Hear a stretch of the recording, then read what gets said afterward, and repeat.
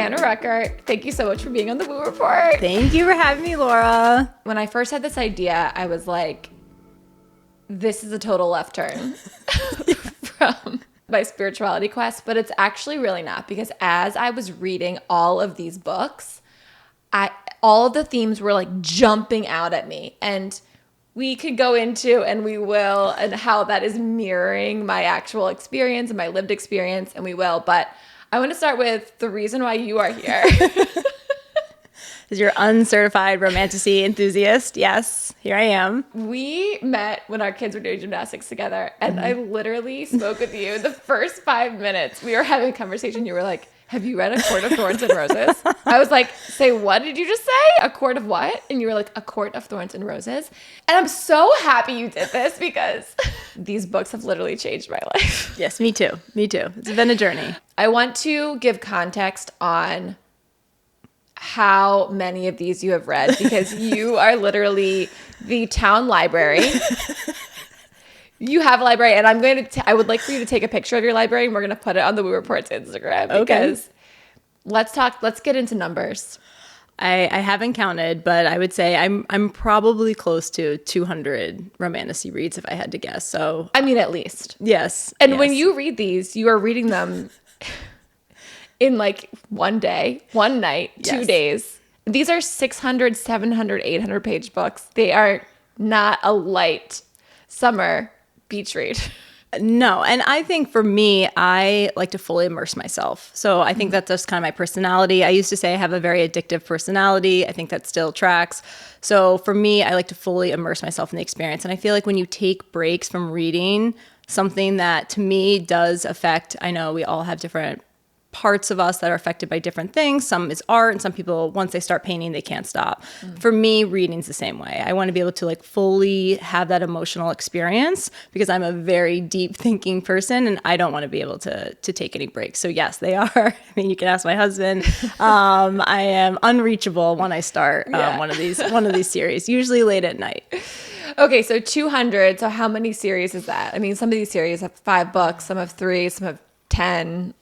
It's definitely quite a bit. I know that there's a local bookstore that just opened, a Romantasy. Yes. Have you been? I have been once, and I've read most of the books in there. I had to switch to the Kindle for some of them, just because a lot of these authors, you have to order right from the publisher, because they actually don't have access to mass marketing.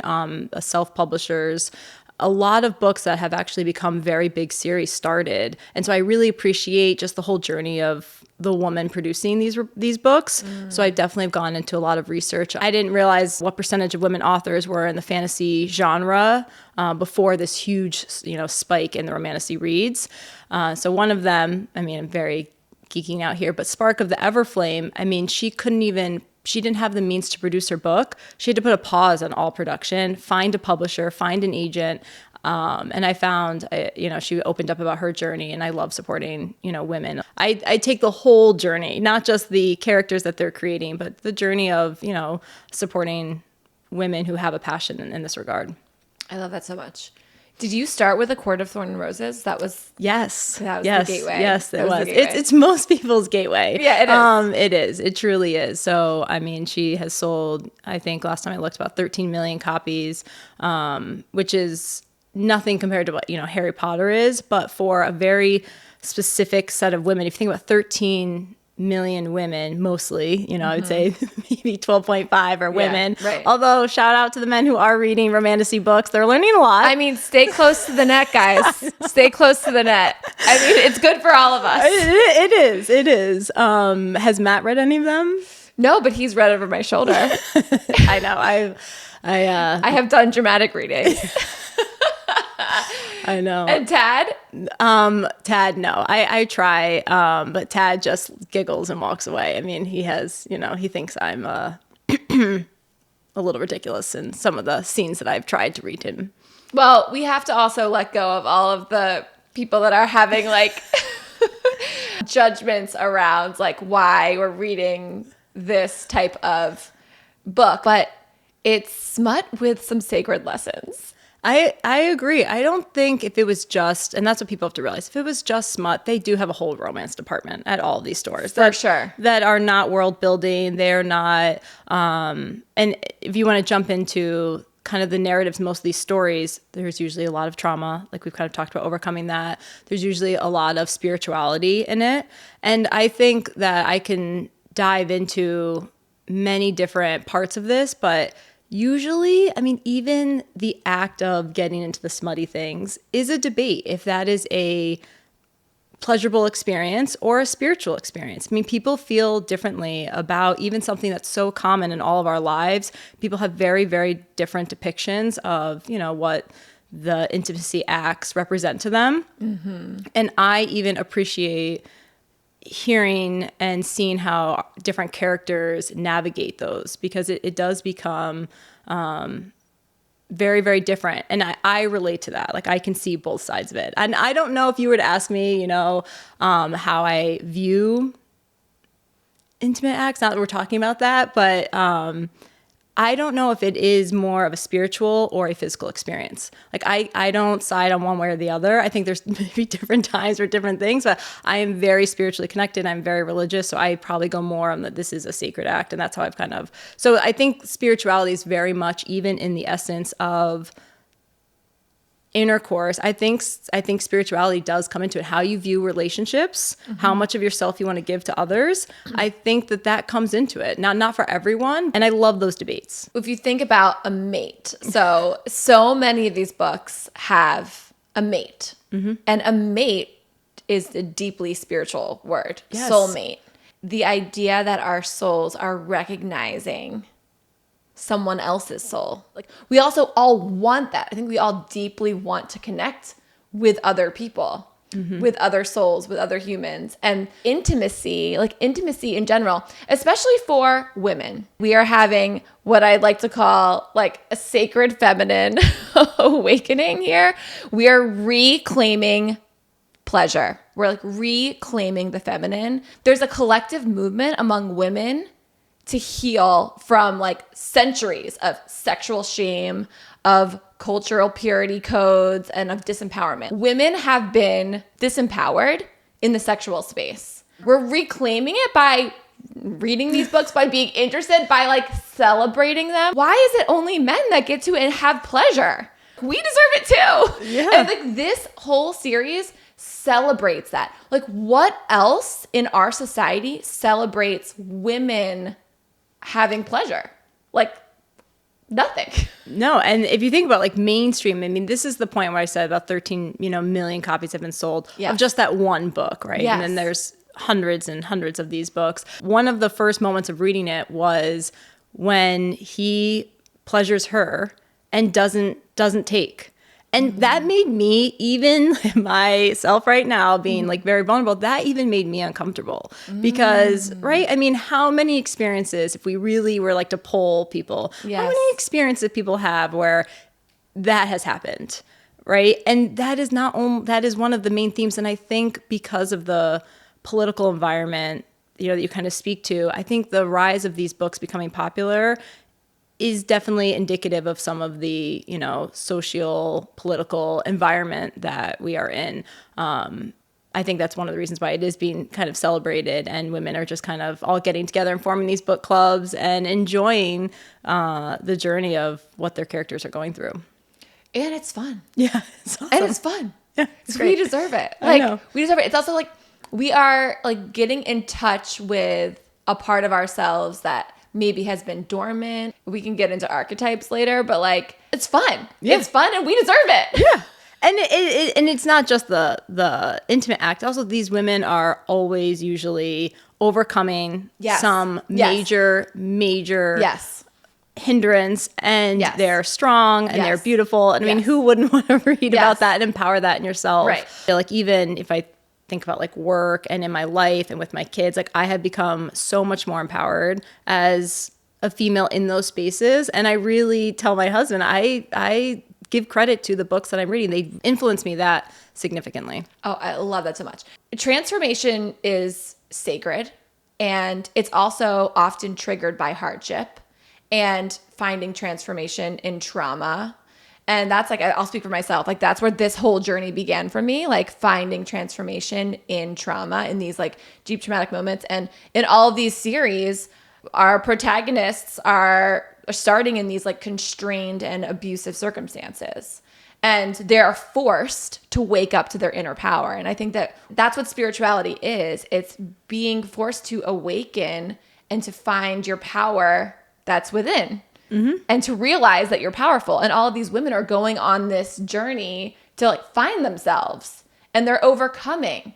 And I mean, and you could say maybe many novels are a hero's journey. Like you could say that this is like why people read books, but these specifically are women heroes who are doing the unimaginable and doing it in ways where they're like looking at all different parts of themselves and celebrating. I mean, eventually I think celebrating all parts of themselves, but it doesn't always start that way. There's usually some aspect where you have to look inside and totally judge yourself. Yes. And I think that if we were to truly judge ourselves, right? Like what, if you put yourself in that situation, like I just read Phantasma, and she has to have like it's the layers of hell, and she has to go through the truth journey. And some of the people can't even admit to all of their truths, and then they die. The contestants die. But hearing and admitting some of those truths are hard. And so even when I read something like that, I think, what would be my worst truth if I had all of my friends and family in one room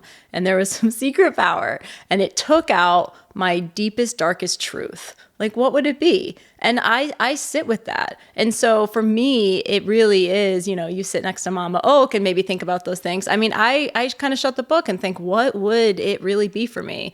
And I did find two. Oh my God, please, you're going to share? No, please share. no, This is the safe space. No, I don't think so. No, that's fine. That's fine though. But like even just taking those moments and like swirling them around for yourself and being able to, honestly, you're saying the word judge, but look at them and review them, and also forgive yourself for them, or allow them the space to like be, you know, depending on when it was, like remother yourself in those moments and be softer and let go of the shame, let go of the guilt. Like this is, in spirituality, this is called shadow work. This is called shadow work. You are you're taking the filing cabinet of things that, and maybe it's not even the filing cabinet. Maybe it's just like how you react when someone enters the room. Maybe it's you feel a little bit judgy in the moment. Or maybe it's like you are, I'll speak for myself and like what I used to do before the accident, like berating yourself for things that you quote unquote messed up at work or could have done better, or something that you did as a mom that you whatever it is. Like there's so many different parts of us that, in a world with, you know, Instagram versus reality, like the Instagram part of us is like, I'm going to show this perfection to the world. I'm going to like show, and sometimes that can be like, oh, I want to reach for my highest self. But oftentimes there are lots going on inside in the shadows, insecurities, guilt, shame, all the things, all of like those words that, you know, growing up as a millennial, we were kind of taught to stuff down a lot of things, especially as young girls. Especially as young girls. I think we are now becoming conscious. We are now really finding space for our girls. But when you are in any sort of environment where you've kind of put all of that stuff into a box, then opening the box or opening the filing cabinet and looking at everything, it is integral to growing and to rising above those moments that kind of kept you constrained. When are you looking at these moments? When are you spending time thinking about these moments? Yeah, and I think that's one of the things I appreciate actually about your podcast is exploring different avenues for us to become kind of the best versions of ourselves, whether it's practicing yoga, whether it's, you know, going on a silent retreat and being able to talk to your mind there, you know, reading books. I think that it's just about taking up space for yourself. And I think that that's a message that you have continued to deliver that I appreciate very, very much so. And I didn't even know what shadow work. I have never heard of that term before. And so it's making me more aware too about just the environment in which you're able to kind of like broadcast and educate people on. I'm doing that, I guess, without knowing. You're doing it. I love it. You're doing it. I mean, it's all it. called different things. It's probably called different things in the mental health world. Like there's so many overlaps. It's called something different in the Catholic religion. It's called confession. It's called confession. It's the act of taking it from somewhere inside and putting it outside of yourself to release it. It's even just saying it. And I love that Carolyn Mace talks about this in Anatomy of the Spirit. And I love how what she does in this book is she takes the chakras, just like in general, universal source spiritual belief system, and she combines it with all of the religions. It's like Catholicism, and then the Tree of Life, and then like Islam. Like all of it is there. We're all saying the same thing. We're all saying the same thing. Like the throat chakra, being able to release it, being able to confess, even if you're not saying it to anyone, even if you're just saying it to yourself, it's still the same thing. It's still the same thing. It's taking this like darkness, bringing it to light, and then turning it around a couple ways and allowing yourself to see it from a different angle that releases any sort of restriction on it, that makes it hard for you, that could maybe sit in your body. Because another part of what the Anatomy of the Spirit is all about is how if we're holding on to all of this, if we're holding on to these moments, these shadows, and we are pushing them down and not taking a look at them, they manifest in our body. They manifest energetically into chronic pain, into different diseases. It's like the dis-ease of our energy is like manifesting into something bigger. And that's something that's been really hard for me to grasp. Like, I feel like that is like a really energetic spiritual concept that I've never kind of connected them. And through this podcast, I've really been connecting the dots on that. And so look at Romantasy, unlocking that for people. It's so incredible. It's like doing shadow work and looking at these moments in your filing cabinet. They are integral to all of our healing. And what is our purpose here? Our purpose here is to grow, learn, heal for ourselves. The second that we're like healing ourselves and we're like pushing ourselves back into alignment, we are able to shift everyone else. And that is like one of the reasons that these books resonate. It's like people can see themselves in these stories, in different archetypes. Like you had told me earlier about that you picked up boxing. So like we need to get into this. This is so good. Well, because when you read this book, I mean, none of them are weak, right? And yes. I mean, physically, mentally is a whole nother topic, but physically they are strong. And I've never really lifted weights. I think weightlifting is becoming a very large thing in our communities, especially for women. I know I just had an appointment and my doctor actually asked if I was lifting weights, not just are you exercising, but are you lifting weights? And I just kind of looked at him like, is this really a question you're asking now? And he said, yes, like weightlifting. He went into all the anatomy of it. So I think maybe there was like a subconscious part of me that knew I had to start lifting weights. But I decided instead of lifting weights, it doesn't really resonate with me. I want to learn how to fight a little bit. I just want to learn some like basic self-defense. So yes, I took up boxing. I usually box on the weekends and it is so empowering. Highly encourage it. And I can't believe how much I have seen just to know that I can do it, like so good. I just love learning all the different, am I ever going to punch someone? No, that's just not my personality. I don't think I could really do it. I'm very anti-violence. So this is like a very interesting journey for my husband to navigate because I don't have any violence in my life at all. Another topic for another day. So for me to like actually seek out, but it's self-defense. And I think that is something that I kind of like when you say like reflecting, like would I want myself to ever be in a situation where I maybe couldn't get out of it. So I started boxing and I feel I love it. I absolutely love it. And you had said it's because of the physicality of some of these characters. Yes. Like they're all kind of warriors. They're warriors. They're warriors. So a warrior is an archetype, and like the archetypes are, how we tell the story of humanity. So when we are and we all have multiple archetypes going on. Like I think that the magic number is 12. We all have like 12 right now, but like who knows if that's like really true. But it's meaning like you can identify with multiple in each lifetime. And maybe you didn't realize that you are a warrior archetype, but reading about it unlocked that in you. Yeah, I think that you have to think about, it's not just like mental wellness. Physical wellness is part of it, which, I know we both agree on. And some of these situations, I do think like, obviously, I'm not jumping on top of a dragon. I can't, facilitate training like that.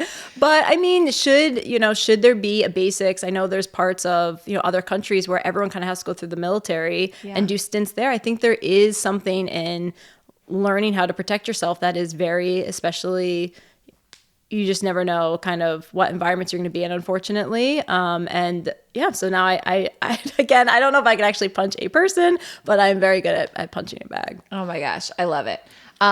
What else do you feel like you have taken away? Like, do you feel like, what have you learned from some of these books? I always have felt, I grew up very Catholic. I've always felt that our soul is kind of 99% light and 1% dark when we're born. That's just kind of like a metaphor that I have used in my life. Mm-hmm. And I think I have really kind of figured out how I'm going to teach light and dark sides of yourself to my kids through reading these books. Mm-hmm. So my kids are very much aware. We have conversations. You're born with 1% dark. Picture like a white circle, 1% of it's black. And there will be times when the black wants to grow. And it is so hard. And I use this with simple things for my toddlers, like sharing.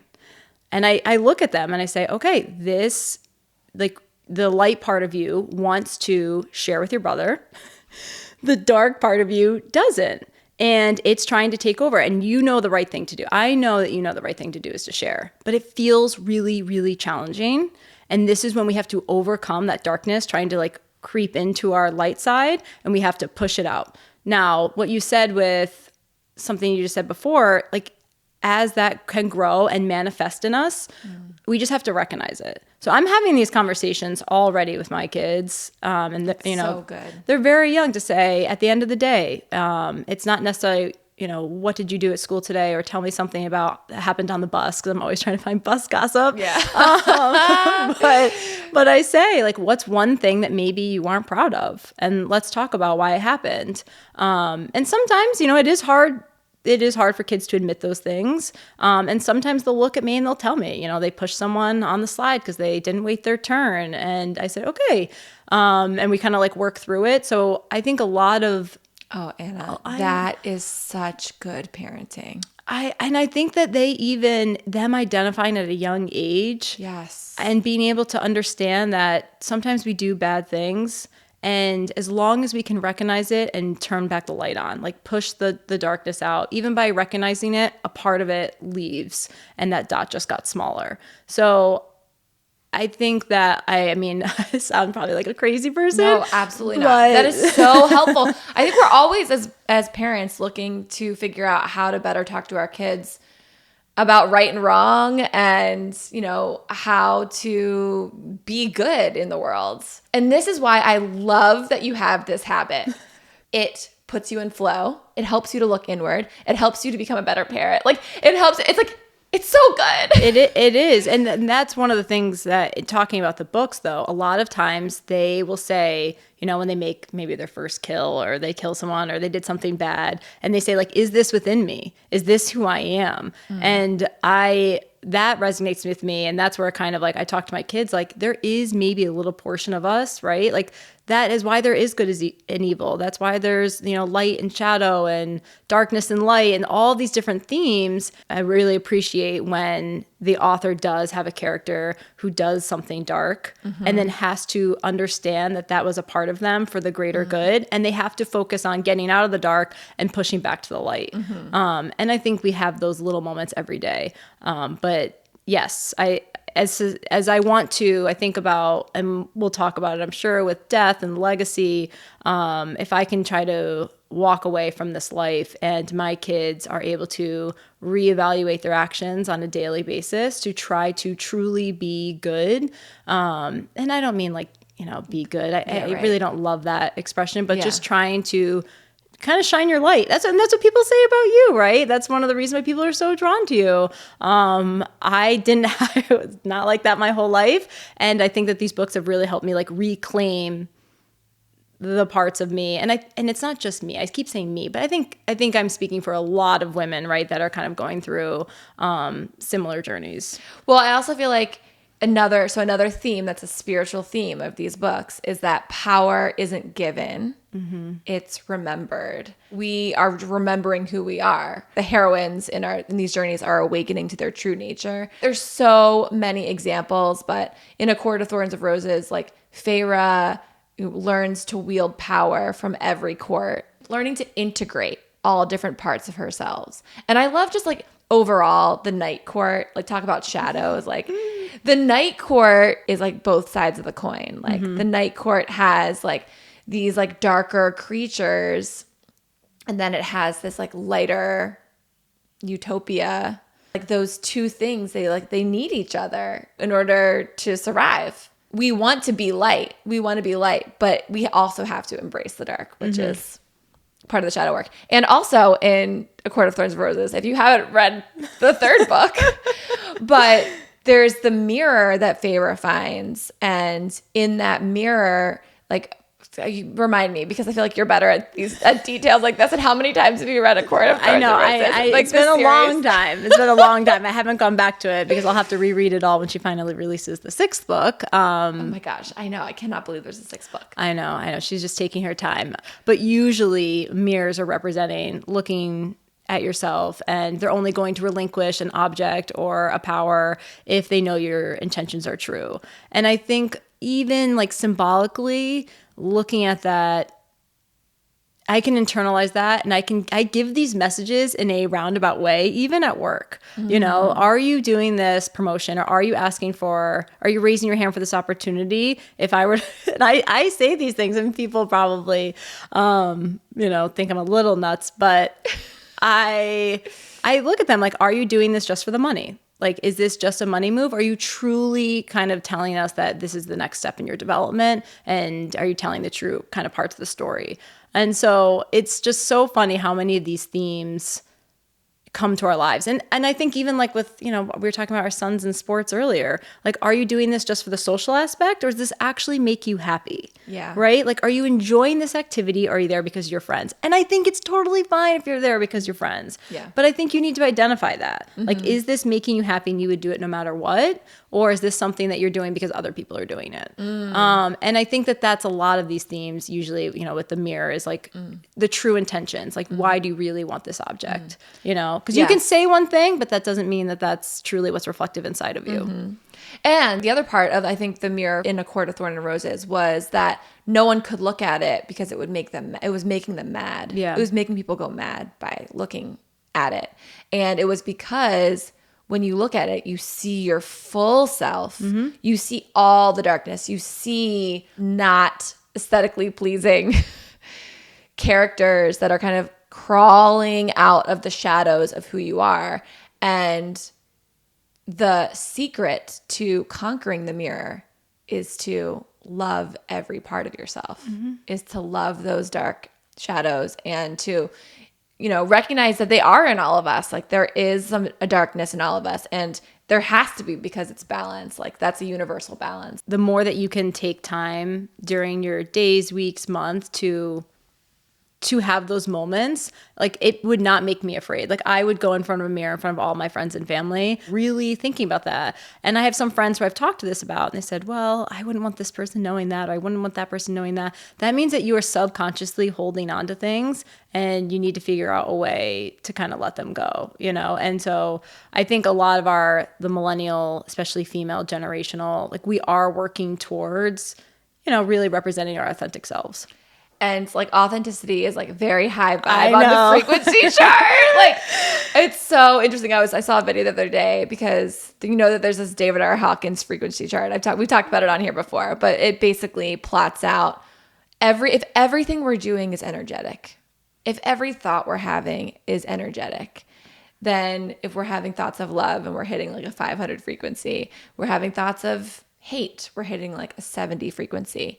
But when I just saw this video, and I don't know if it's true, I can't measure frequency, but she said authenticity was higher on the scale than love, which is so interesting. It's like, ooh, just be yourself. And I feel like we hear that over and over again, like be authentic, like show your, be who you are. But I think it's like after you have so much programming and conditioning, you're like, who am I exactly? And it is a becoming. Like we need to rise and figure it out. Like that's why we're here. Yeah. It is literally why we're on this earth. But that's what so many of these characters go through. Yes. So I do think that, you know, maybe I can put like a list together where the journeys are, you know, more powerful for the authentic self, but it really is. I mean, a lot of times they're torn between many different paths, and they have to find like where they don't even know, right? They've been so pressed into a mold that when the mold is taken off, they're kind of a blob, and they have to now figure out, okay, well, what shape am I going to be, and where am I going to go? And I feel like I see that in my kids though too, right? Like now that they're starting to become so impressionable. I mean, before, in your journey of, you know, life, the impressions are very small, but the impressions are becoming bigger now that they're being exposed to more. And I want them to stay their true selves. And it is hard as a parent. Like, I know we all want that, but what are we doing to like support our children on that journey? I think that that's something that it's not just, yes, our number one job is to keep them safe. Yes, it's to provide, you know, shelter and food, but it's also to make sure that they stay who they were. And, you know, as you're a mom now, you kind of know who they are and you see it. And I feel like that's going to be a very big challenge for me as a parent, to navigate helping them stay to their authentic self. My husband says this all the time. It's all about like your friend group, like growing up. And I love this because especially when I, you know, first went to LA and I like found my chosen family, being far away from your blood family, like your chosen family, there's so much healing and support that comes from that chosen family. And this is also mirrored in these books. And I know that you love the friendship part. I love the friendship. Yes. I have never had male friends. I don't know. I still don't. I mean, that is a true self. Is Andrew Pluto not your male friend? Shout out Andrew. Okay, Andrew Pluto is, he definitely understands me. So yeah, I guess he would be a friend. But I really did not grow up with male friends. And I feel like that is so powerful. So yes, I love the chosen family where your friends are a large part of I think your soul and your genetic makeup. They push into that. So I do love the male, female, truly platonic friend dynamics. I never really had that either until LA. And now I feel like, and now I call these guys my brothers, like Warren and Jordan, shout out. They've been a cornerstone of my healing. You read Throne of Glass. Yeah. Correct. There's the Cadra.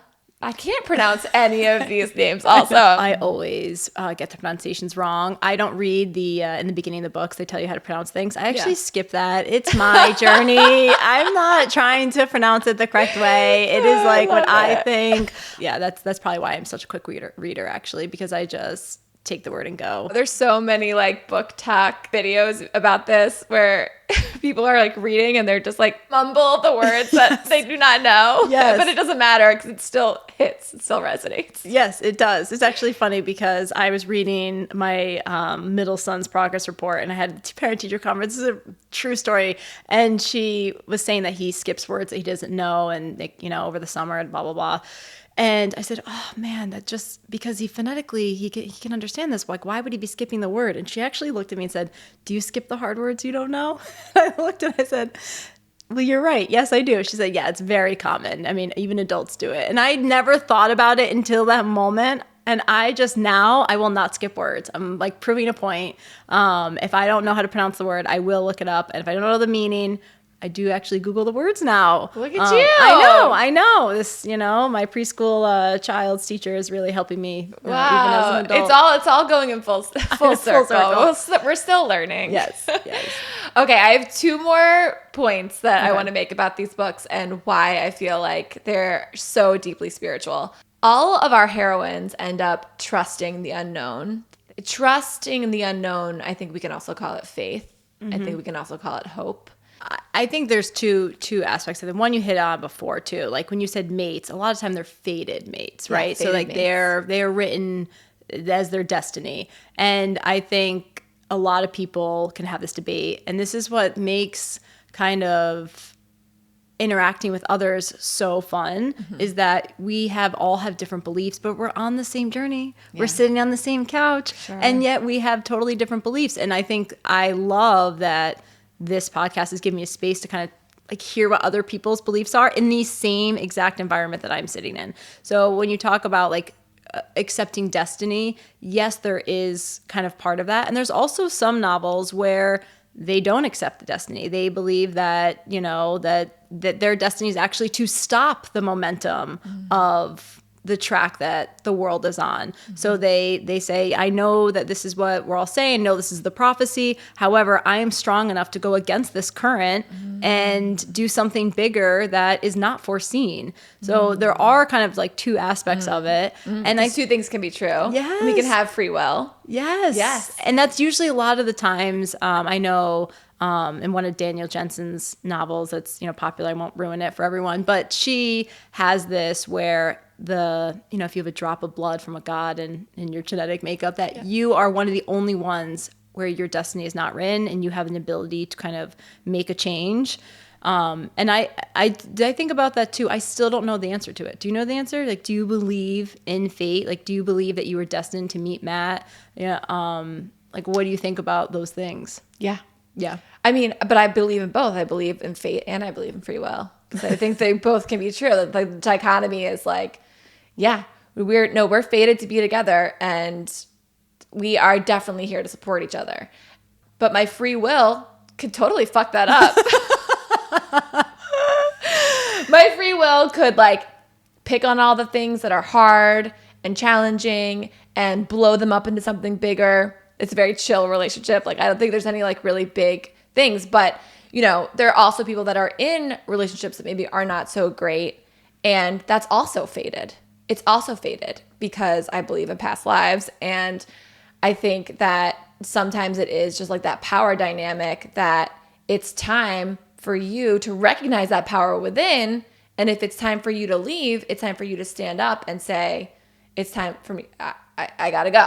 This is enough. I do feel like our triggers, something like that, are our teachers. And, you know, before this accident, before this whole journey, my triggers would just be my triggers. Like, my triggers would be like, fuck this, fuck that person. Like, I cannot believe they did that. Like, judging so hard and not realizing, like, well, wait, what is that bringing up in me? Why is that triggering me? I believe that we're all here to like learn lessons. And so when something triggers us, we can it's an opportunity to rise or it's an opportunity to sink.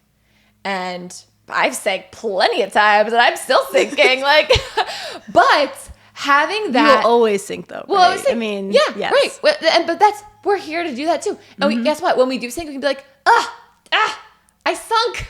At that point, I'm going to try it again. Like, I'm going to pick back up just like all of the heroines in our books. Yes. And I'm going to try it again. And I'm going to look at that shadow of myself that sunk and be like, you know what, girl? You did your best. We are like gaining the tools. We are expanding and we are going to try again the next time. And the next time it's going to be better. And sometimes when I go through a day and I think about that, like if I'm triggered and I think, okay, I can either rise or I can sink. If I'm thinking about it at that moment, I'm like, ooh, it's an opportunity. It's an opportunity. Okay, I'm going to pull down that highest version of myself. I'm going to put it on top of me. And I am going to let my screaming 7-year-old do his thing. I'm going to take some deep breaths.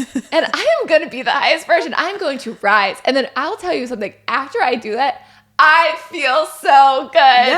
Yes, absolutely. I feel so good. When I sink, I end up feeling, then it like starts this like negative spiral. And then I'm complaining and then I'm talking about it with Matt. And then it just like becomes this whole thing. And so much negativity. Also, this poor 7-year-old is like just not able to, you know, regulate his emotions. And so like, if I'm expecting him to do it and I can't do it, like what's happening here? So I just again went on another tangent, but but that is something that's so profound in these books. I mean, I would say at least a dozen times we're watching someone either succumb and make the wrong decision, right? And then they go back on a journey to overcome that, or they continue to be a pillar of light and inspire those around them. So, I mean, you were spot on. That was not a tangent. And I think we all can definitely relate to those moments when you want to pull your highest self. I will be saying opportunity in your voice in my head. So that'll kind of make me giggle for the next few weeks. Oh my gosh, I love it so much. Yeah. Okay, a couple other things I just thought of, which is just how the books are expanding us and recognizing different parts of our consciousness. So I think it's in From Blood and Ash. Well, so many. I mean, in ACOTAR, they can speak to each other through telepathy. Like the mates can speak to each other through. I love that. Me too. So good. It's so good. Like the banter, like the silent banter that happens like through telepathy is so fun. That's great. But also then in From Blood and Ash, they do dream walking. They like walk in each other's dreams, or they meet in each other's dreams, which I love. And it's just kind of a nod to like this 3D world that we're living in. Like there's something else at play.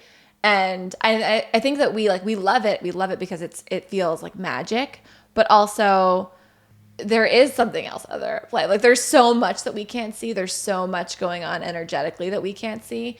And so the nod to it in these books is just, I feel like, underlines this part of my spiritual awakening too. So many of the books have where they have people that can read the auroras, people can read energies, they can tell if someone's aurora is going to fit with someone else, or like what emotions you're portraying. I think a lot of that comes from actually people who have abilities to read energies. I mean, I can, read someone's energy, not to that level, but you meet people and you talk about your soul kind of connecting. When you meet someone, you instantly kind of like hit it off. I think that is like an energy intertwining that in that moment. And I love when they have interconnected subconscious levels, because there has to be, in my mind, something greater that we have not tapped into yet. But I mean, right, it's kind of like when you have a roll of toilet paper and they tell you that we're like the last sheet of the entire roll. Like we have come so far in such a short amount of time. Who knows? I wish I would be around for it, but who knows what's going to happen? Maybe I'll come back up in another life. I think you will. I think you will. But also, like, the scenting people's emotions. Did you just say this? I love that. It's so good. I love it. Yes. Scenting the fear, arousal. Oh, one of my favorites. Give me all of that. I think that's totally true, though. I mean, I think that's true. Totally. Even for me, like I think it's more probably body cues. It's all the things. You can sense. I can sense. When Tad's like, he's going to make his way over here right now. I can tell. Yes. It's just by him walking in the room, like, oh, well, okay. No, I can definitely sense, and I can sense other people too. Like I am very, maybe it's because I read all these books and I know all the body language cues. So good, but I think that, these authors are not, right, like the reason why they can write about this so prolifically is because I do think there are signs of this in their lives or in the lives of those around them where they can kind of tap in to write about it. I mean, you can't just create this, maybe their imagination's that great, but there has to be some inkling of truth to set them on this path to further write about it. Mm-hmm. And so, I love the art of possible. And I always think about that too. Could this be, like, how do we know? And that's the exciting part of these reads. It's just like Harry Potter. I mean, how many people, talk about hundreds of millions of copies, right? Everyone knows Harry Potter. So good. How many people want to get a letter that they're going to Hogwarts? I mean, they believe in that because you want to believe. It's just like either the afterlife and your beliefs on that. Like you want to believe in something greater. You want to believe that all of this work that we're doing here just doesn't just go away when you die, which I know is one of your questions on the podcast. I was just about to ask you. Do you want to tell me? No, I don't think you would like the answer. I love the answer. I think it's just over.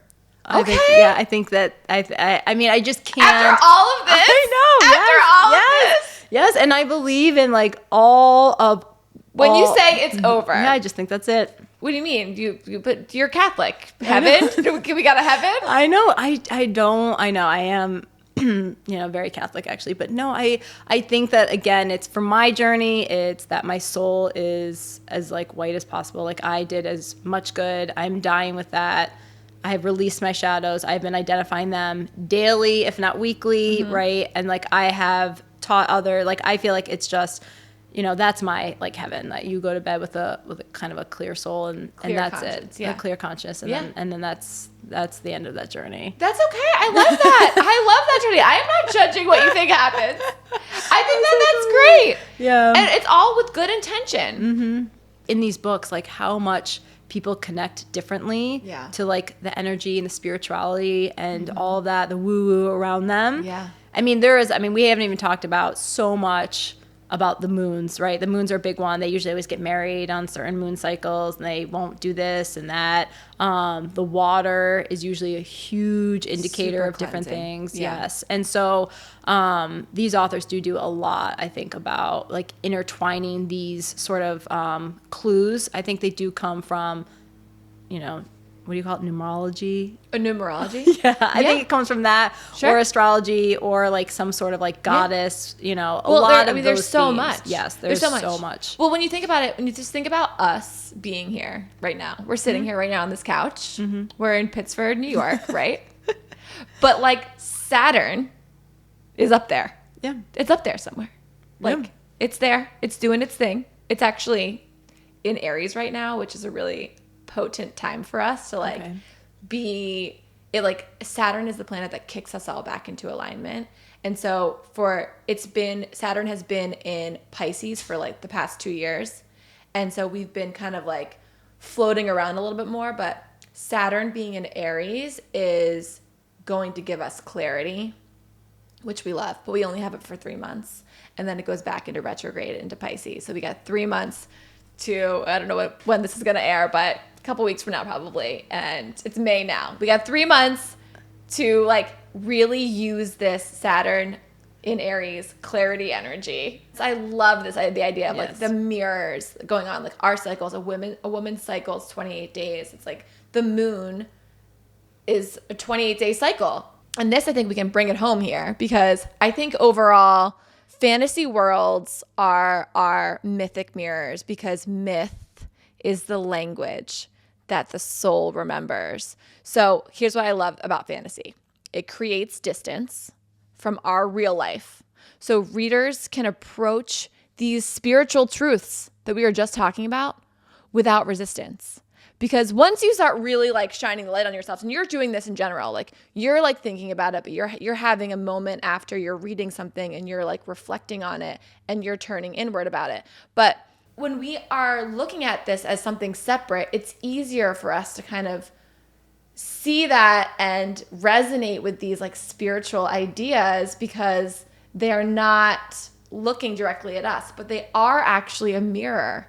And what we pull out of them is mirroring our experience. Like you're choosing to pull out these pieces and look at them because maybe that day in that book, that's what you need to look at. Mm-hmm. And like I'm the same thing. Same with me. Like I'm like, ooh, yes, I see Feyre look in that mirror and love every single part of herself. And I'm like, ooh, I need to love every single part of myself. And this is like what these women are teaching us. Yes. It's all mirrors.